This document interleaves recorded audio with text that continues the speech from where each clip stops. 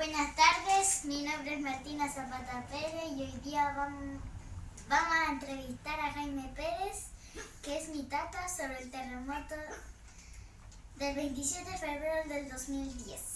Como introducción podemos decir que los principales riesgos de nuestra región son las inundaciones y los terremotos. Las medidas de protección para estos riesgos son: de los terremotos, mantener la calma y ubicarnos en un lugar seguro. De las inundaciones, mantener ríos y canales limpios y libres de basura. Ahora vamos a pasar a la entrevista con Jaime Pérez. Buenas tardes, tata. Buenas tardes, Martina. Te haré preguntas sobre el terremoto del 27 de febrero del 2010. ¿Dónde estaba el día del terremoto? A ver, Martina, hablar de terremotos para mí es hablar de historia, porque a la edad que yo tengo me ha tocado vivir circunstancias en 3 terremotos.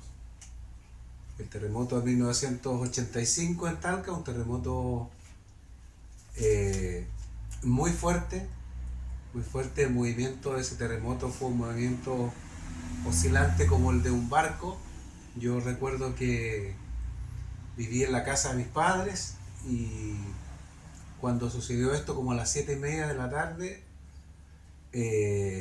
no hubo un ruido anterior, sino que empezó solamente el movimiento y todos tratamos de salir de la casa, pero la casa se movía como un barco, para allá, para acá, con un movimiento oscilante y duró mucho rato. Fue muy terrorífico vivirlo. Y la verdad que en ese tiempo no había cultura de terremotos y tampoco había de qué manera poder vivirlo. Por lo tanto, todos, como un terremoto muy fuerte, casi todos salimos arrancando sin saber para dónde ir. El segundo terremoto que me tocó vivir fue el 2007 en Tocopilla. Yo trabajaba en una empresa en Doña Inés de Coyahuasi, se llamaba, una empresa minera, y hubo un terremoto como a las 2:30 de la tarde y nosotros trabajábamos al frente de un volcán en el norte. También fue muy fuerte, las camionetas saltaban en el lugar que estaban y se desprendió desde el volcán mucha ceniza y mucha tierra que tenía acumulada desde hace mucho tiempo. Por lo tanto, se nubló de ceniza el sector donde trabajábamos, se paralizaron las faenas y todos tuvimos que irnos al campamento, pero también fue un terremoto muy fuerte el que aconteció esa vez el 2007. Y el terremoto del 2010 me tocó vivirlo acá en la casa. Ese terremoto, si medimos las consecuencias, fue el más fuerte de los 3, el que produjo más dolor, el que produjo más derrumbes, el que produjo más muertes. Fue un terremoto en el cual ciudades enteras desaparecieron. El casco histórico de la ciudad de Talca se borró por completo.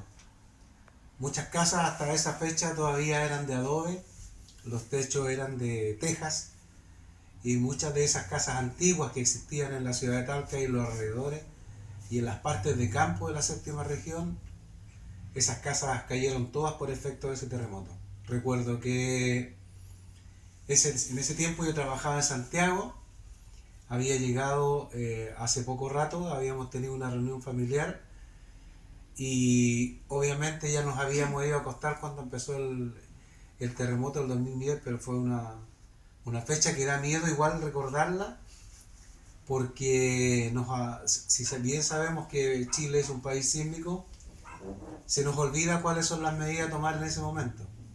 Así que de los 3 terremotos, desde el 2010 creo que fue el más fuerte. ¿Cómo vivió el terremoto? Fue una experiencia, como decía en un principio, terrorífica y fuerte, porque recordemos que el terremoto del 2010 fueron 2 en 1, no fue solo un terremoto. Yo estaba en mi dormitorio con mi esposa y mi nieto mayor, Felipe, cuando empezó el movimiento. No hubo un ruido tan fuerte tampoco, pero cuando empezó el movimiento yo le dije a mi esposa va a temblar. Y cuando empezó más fuerte, ella se abalanzó sobre el niño para cubrirlo y yo me vine al living para tratar de avisar a los niños que estaban durmiendo en el segundo piso. Fue tan fuerte el movimiento que no fui capaz de subir.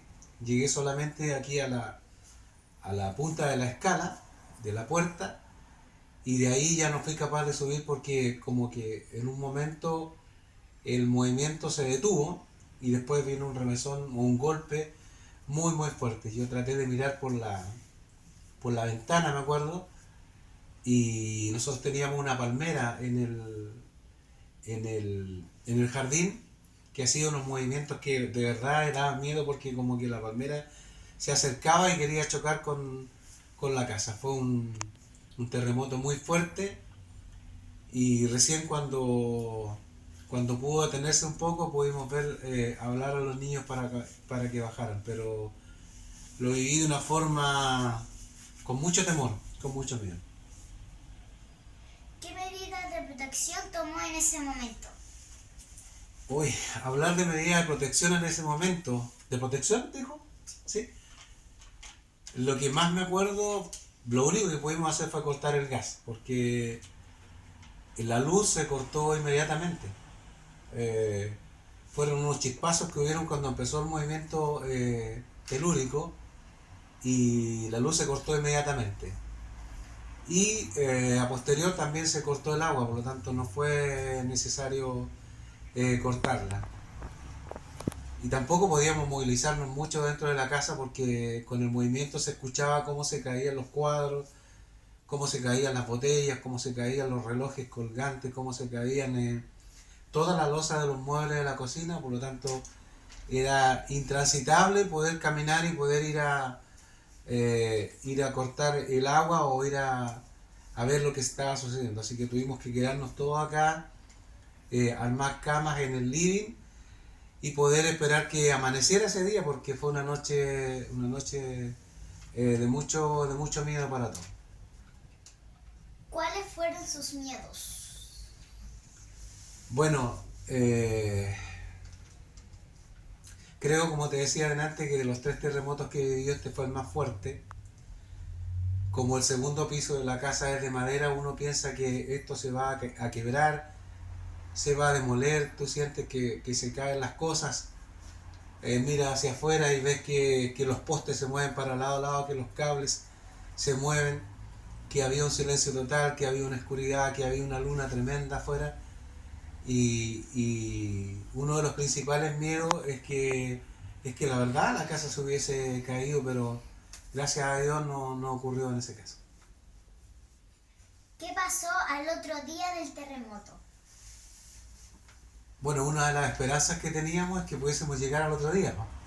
Que pudiese amanecer, que pudiéramos ver la luz del día. Y la verdad que fue una tristeza enorme al otro día. Bueno, primero dar gracias a Dios porque estábamos todos con vida, toda la familia, independiente de todas las cosas que habían ocurrido. Pero salir a la calle y darnos cuenta del destrozo que había afuera fue terrible.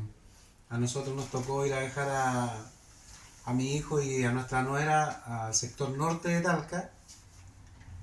Y me acuerdo que llamamos un taxi o conseguimos un taxi de un amigo y tuvimos que recorrer toda la 11 Oriente y la avenida Cancha Rayada y parte del centro de Talca, donde tú podías ver la magnitud de lo que había pasado, del terremoto. Las casas de adobe estaban todas caídas, el adobe llegaba hasta la mitad de la calle, no había tránsito de vehículos, no había gente en el centro, era como si fuese una ciudad después de una guerra, después de explosiones. El sector norte estaba de la misma manera. El sector Cancha Rayada es un sector muy antiguo en Talca. Muchas casas de adobe, esas se cayeron todas, todas, todas. Por lo tanto, uno lo que puede sentir al otro día es tristeza y de tanta gente que perdió su casa, tanta gente que perdió su vida.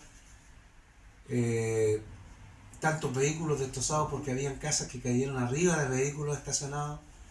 Nos costó mucho llegar a la casa de mi hijo en el barrio norte y después de vuelta a darse cuenta otra vez y pasar por el mismo lugar era terrible porque había una destrucción muy grande en nuestra ciudad de Talca. Y por último, ¿qué consejo le daría a los niños del quinto básico? A ver, tus compañeros del quinto básico, bueno, uno de los principales consejos que se pueden dar que uno, aunque cueste, tiene que tratar de mantener la calma. Creo que es importante que en los colegios también se eduque. Como Chile, lo dije antes, es un país sísmico, ocurre esto muy seguido, que se pueda educar la manera de comportarse de los niños en una circunstancia de un terremoto. A nosotros nos tocó vivirlo y lo que hicimos fue, como te decía, cortar el agua, cortar la luz, cortar el gas, pero ojalá mantener en las casas, mantener en linternas con ampolletas, o sea, con pilas, poder mantener agua en bidones y poder, como te decía, mantener la calma y ojalá un canal o una salida expedita cuando ocurra, tú poder salir si es que se puede, si es que se puede salir. Yo recuerdo que cuando chicos a nosotros nos enseñaban que si había un terremoto o un temblor, lo que tenía que hacer uno era ponerse debajo del marco de una puerta. Eh, pero ahora me doy cuenta que ante la potencia y la fuerza de un terremoto, eh, la verdad que hay que aferrarse a Dios que no pasen cosas mayores porque es terrible cuando sucede. Así que el mayor consejo, que puedan mantener la calma y que puedan tener enseres y puedan tener alimentos, agua y como te decía una linterna para poder alumbrarse. Al terminar esta entrevista podemos decir que al ser un país sísmico es necesario que todos sepamos cómo actuar al frente a estos fenómenos naturales. Gracias por su atención. Gracias. Muchas gracias, Marta.